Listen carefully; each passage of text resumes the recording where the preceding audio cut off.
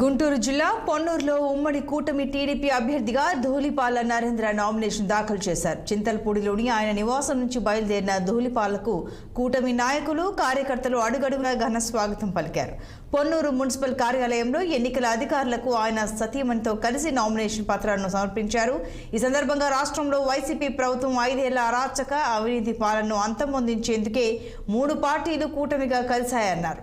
ఇప్పటి వరకు పొన్నూరులో ఓ దొంగ పెద్ద మొత్తంలో అవినీతికి పాల్పడి దోచుకుపోతే ఇప్పుడు మరో గజ దొంగ పొన్నూరుకి వచ్చారని ఎద్దేవా చేశారు.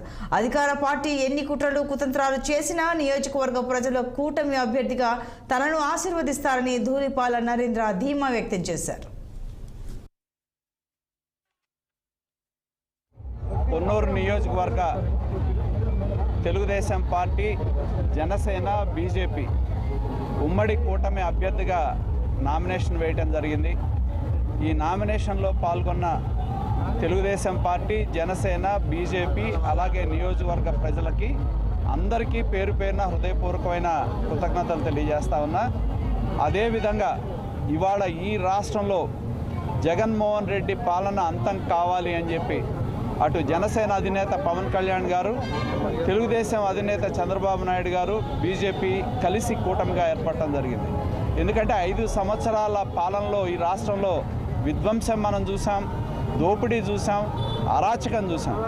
జగన్మోహన్ రెడ్డి రాష్ట్రాన్ని ఎలా దోపిడీ చేశాడో ఆయన్ని ఆదర్శంగా తీసుకొని ఈ నియోజకవర్గ ఎమ్మెల్యే కిలారి వెంకట రోసయ్య గారు అడ్డగోలుగా ఈ నియోజకవర్గంలో ప్రజల సంపద దోపిడీ చేయడం జరిగింది.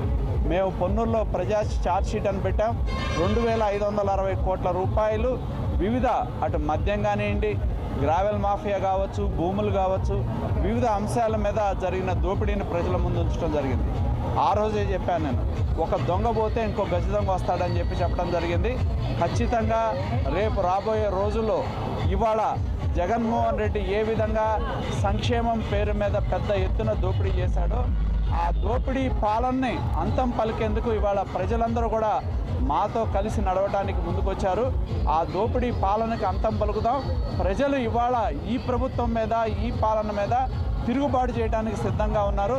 రేపు ఎన్నికల్లో చూస్తారు, ఒక పెద్ద ఎత్తున ఒక విప్లవం వస్తుంది ఎన్నికల్లో. ఎందుకంటే ఓట్ల విప్లవం ఈ రాష్ట్రంలో